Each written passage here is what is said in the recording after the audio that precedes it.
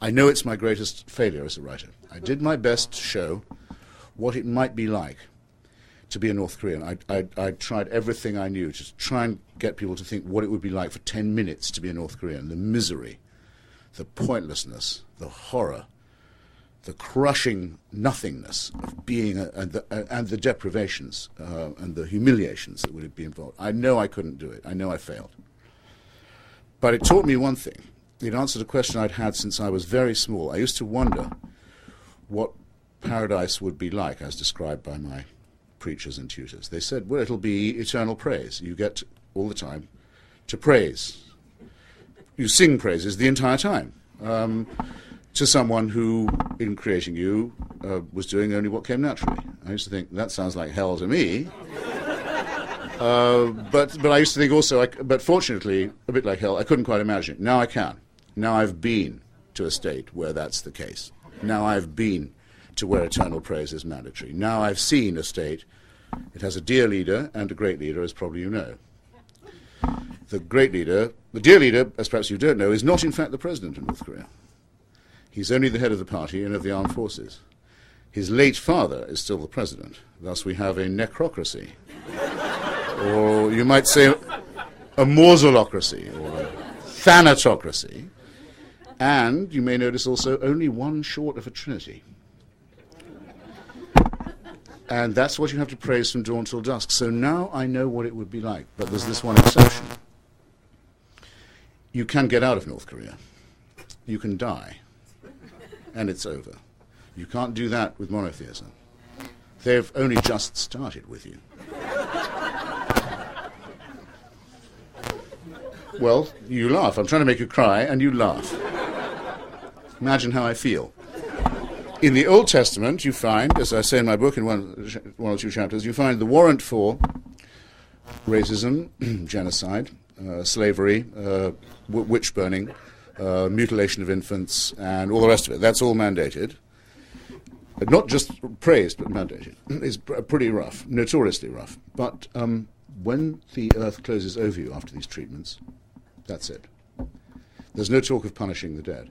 Not until gentle Jesus, meek and mild, late of Nazareth, or arguably Bethlehem, is the idea of eternal torture for children who die unbaptized or in other ways unredeemed, introduced into our culture. Thus I make my central, what I think is my central point. Religion is not just untrue and an obvious man-made falsification. I think there's no one who doesn't essentially know that. But there are many people, many atheists, who say they can't believe it, but they wish they could. It would be nice to believe it. No, it wouldn't. It would be the wish for an absolutely impermeable dictatorship that couldn't even be criticized, let alone overthrown, that went on forever, that supervised and invigilated your every waking moment and would not stop torturing you even after you were dead. To wish this to be true is to wish to be a slave. It is an immoral belief. I know that Daniel Dennett said something like this to you, or some of you, once before, because I heard him do it. He's a great friend of mine. Professor Stephen Weinberg, one of our greatest biologists, made the, I think, very cool and laconic observation.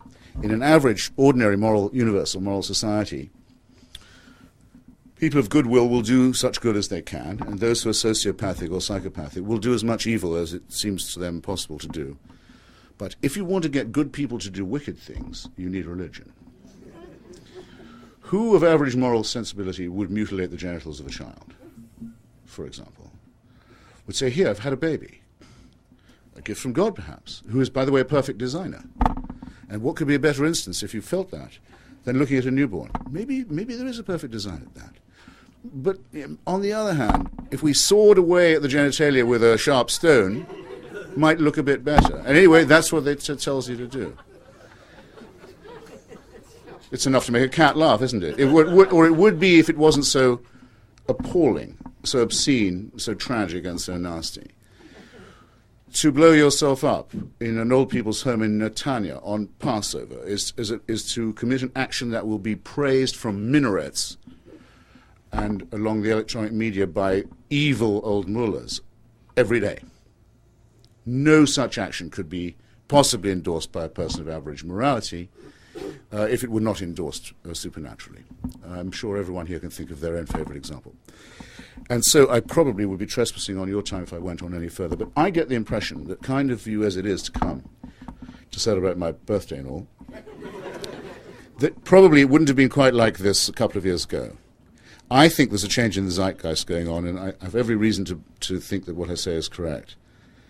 Professors Dawkins and Dennett, who I've both mentioned, and Sam Harris, who I could add, my other musketeer, have all found in the recent past that there's a large audience now for a bit of a resistance to clerical bullying and religious lecturing and self-righteousness and nastiness and menace. That we've had about enough of all this. Open a page of any newspaper and just see what you get. His Holiness the Pope, having just repudiated limbo after a long struggle, the place where the souls of unbaptized children always went apparently was never there. Tell it, no, but it's serious. Tell it to the parents of those children. I've met them. The people who thought that's where their poor kids had gone, having died before they could breathe properly, that's where they thought they were. It was real to them. What casuistry is this to say, oh, it wasn't really real after we made that bit up? They can't do this. It was real. It was a real place for those parents. And for the brothers and sisters of those children too. They wept at the thought of where the little one had gone. And to say, oh, never mind. By the way, we were wrong about this, but we're now ready to be infallible all over again. This is disgusting. And in the same week as he does this, the Pope repeats that we need to teach the children more about hell. Go back again to terrify the composure of the young and the innocent with these horrifying stories told them by maladjusted elderly virgins. This is wicked. This is wickedness. And we know the consequences of that, which are described in my book as follows, because I render it in Latin. No child's behind left. Crimes are committed that none of us would think of committing, but are allowed to those of faith. And AIDS in Africa, says His Holiness, may be bad, but nothing like as bad as a condom. This is not morality. Meanwhile, our Supreme Court refuses to say, as it should, that not one American dollar can be used ever for the establishment of the Jewish religion on the west bank of the Jordan River. We will not have people who want to bring on Armageddon and the Messiah. We will not treat them as friends or as allies. We should recognize them as enemies, those who look forward eagerly to the destruction of our species and our world. That Danish cartoonist can't do his job in Copenhagen without being threatened with death, and his nation's tiny economy and democracy threatened with violence and coercion is bad enough. That not one American news outlet would reprint those cartoons out of sheer fear. Sheer fear and cowardice is worse.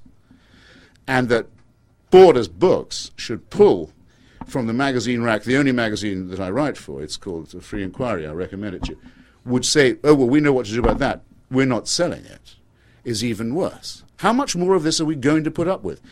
That people will come and say, we insist on teaching pseudoscience to your children in American schools with taxpayers' money. What is this? Children, the astronomy class is over. Can you now get ready for the astrology period? They want equal time? They don't want equal time.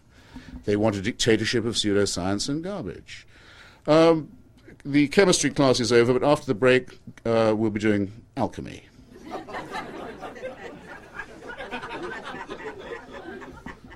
Unless, on a condition that I propose, since George Bush in his wisdom, the man who said that Vladimir Putin is a good man because he wears a crucifix round his neck in a strong field, the stupidest thing the president has yet said, a man of faith, says that the faith-based initiative may give government money to churches, the government looks after the state looks after the rich, the churches can look after the poor, and tax breaks are given to religious institutions. Very well, equal time. All right, equal time.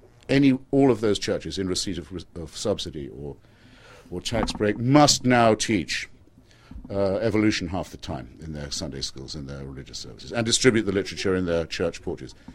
Is that what they want? I doubt it, but don't fail to take them up on it, because that's what I'm talking about. We have to fight back now. We have the consolations of humour and irony, and we have a better tradition than they do. It goes back to Democritus and Epicurus.